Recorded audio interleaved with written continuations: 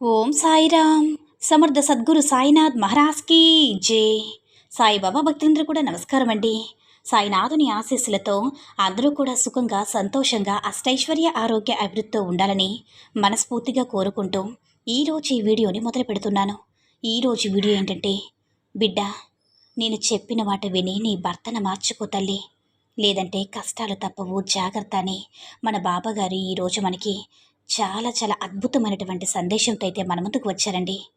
మరి మన బాబాగారు ఏమంటున్నారంటే, బిడ్డ, నీ గుండెల్లో గూడు కట్టుకున్న బాధ నాకు తెలియదు అని అనుకుంటున్నావా? ప్రతిరోజు కూడా నీ యొక్క పిలుపులు నాకు వినపడలేదు అనుకుంటున్నావా? నీ ఆర్తనాదాలు నా చెవులో పడలేదు అనుకుంటున్నావా? ఎప్పుడు అడుగుతున్నావు, ఏడుస్తున్నా, ప్రశ్నిస్తున్నావు, ఎందుకమ్మా నాకు ఈ జన్మ, ఈ ఇంట్లో అంటే ఎందుకయ్యా నాకు ఈ జన్మ, ఈ ఇంట్లో నా ఉనికి అస్సలు లేదు, నా కంట కన్నీరు తుడిచి నాకు తోడు నీడ ఎవరూ లేరు, నువ్వు కూడా మౌనంగానే ఉన్నావు తండ్రి, నేను ప్రాణం కంటే మిన్నగా చూసుకునే నా పిల్లలు నన్ను అర్థం చేసుకోరు, అత్తమామలు నేను ఏం చేసినా కూడా లోపమే కనిపిస్తుంది, ఇక నా భర్త అందరి ముందు నన్ను ఎగతాళి చేస్తుంటే నా మనసు ముక్కలైపోతుంది తండ్రి, నేను అందరికీ కావాలి, కానీ నా బాధ ఎవ్వరికీ వద్దు, నేను మనిషినా, నాకంటూ మనసు లేదా, ఎందుకు నన్ను అని పదే పదే బాధపడుతూ ఉన్నావు కదా బిడ్డ, నాకంటూ ఎవరు లేరా అంటూ ఎన్నోసార్లు నా పాదాలు పట్టుకుని నిలదీశావు, ఎన్నోసార్లు నా మందిరానికి వచ్చి తల బాదుకుంటూ ఎన్నోసార్లు నిలదీశావు, బాధపడ్డావు, ప్రతి ఒక్కటి కూడా నాకు తెలుసమ్మా, అన్నీ నిన్ను చూస్తూనే ఉన్నాను.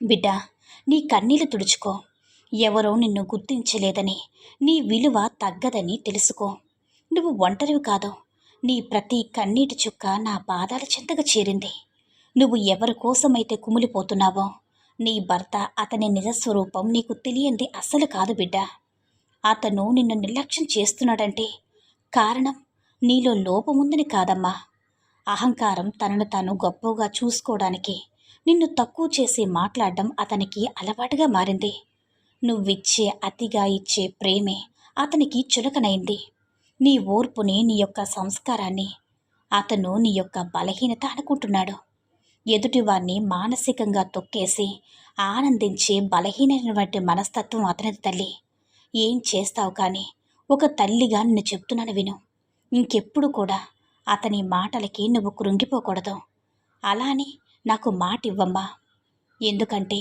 నా బిడ్డ ఏడుస్తూ ఉండడం, కుమిలిపోవడం, కన్నీళ్లు పెట్టుకోవడం చూడడం నా వల్ల కాదు బిడ్డ, నా బిడ్డలు సంతోషంగా ఉంటే నీ సాయి తండ్రి ఇక్కడ ఎప్పుడు కూడా సంతోషంగా ఉంటారు, నా బిడ్డల కళ్ళలో నీరు కారుతూ ఉప్పొంగుతూ ఉంటే నాలో కోపం, ఆవేశం కట్టలు తెచ్చుకుంటాయి, అన్నిటికీ మూలం నువ్వేనమ్మా, ఉదయం లేచినప్పటి నుంచి కూడా రాత్రి పడుకునే వరకు ఎప్పుడు కూడా అందరి కోసం కూడా తపన పడి ఎంత త్యాగం చేశావో నాకు తెలుసు, నిన్నందరూ కూడా నిర్లక్ష్యం చేయవచ్చు, ఎందుకంటే వాళ్ళ లోకం తెలియని వయసులో నీ పిల్లలు ఉన్నారు, నీ భర్త చూసే ప్రవర్తన చూసి వాళ్ళు కూడా అలానే నేర్చుకుంటున్నారు, కానీ కాలం ఎప్పుడూ కూడా ఒకేలా ఉండదు కదా, నీ సాయి తండ్రి తోడు ఉంది కదా, ఇంకెందుకమ్మా భయం, నిన్ను తక్కువ చేసి మాట్లాడే అత్తమామలైనా నీ భర్త అయినా నువ్వు కన్నీరు ఆపినప్పుడే నీ శక్తి ఏంటో వాళ్ళకి తెలుస్తుంది, నువ్వు మొదట ఏడవడం ఆపేసాయి, నీలో ఉన్న ఆత్మవిశ్వాసాన్ని మేల్కొల్పు,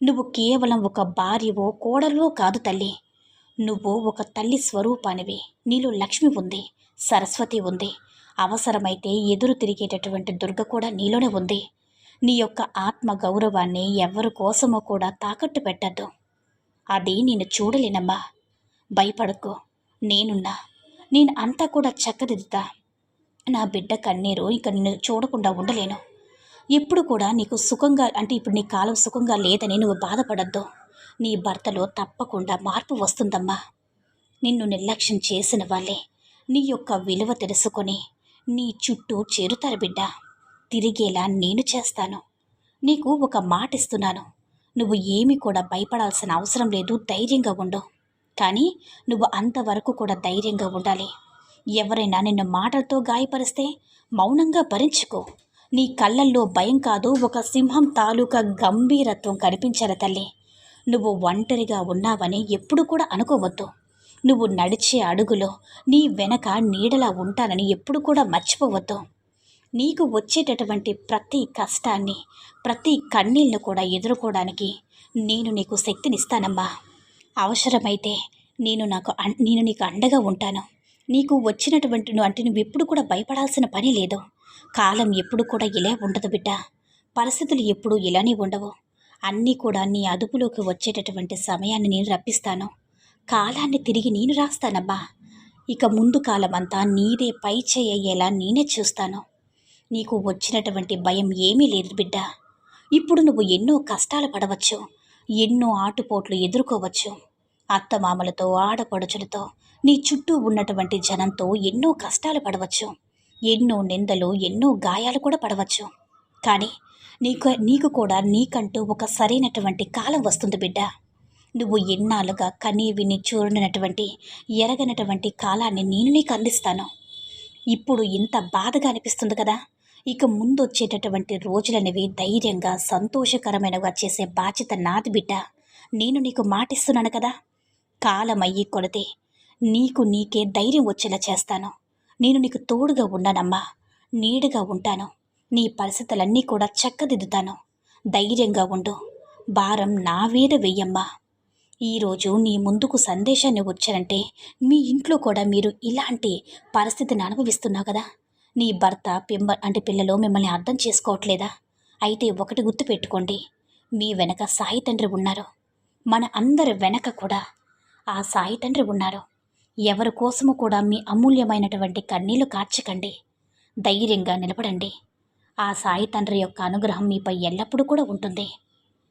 ఈ యొక్క వీడియో మీ అందరికీ కూడా నచ్చిందని అనుకుంటున్నాను. ఈ వీడియో కనుక నచ్చినట్లయితే లైక్ చేసి షేర్ చేయండి. మరిన్ని వీడియోస్ కోసం మన ఛానల్ని సబ్స్క్రైబ్ చేసుకుని మాకు మరింతగా సపోర్ట్ చేయండి. ధన్యవాదములు.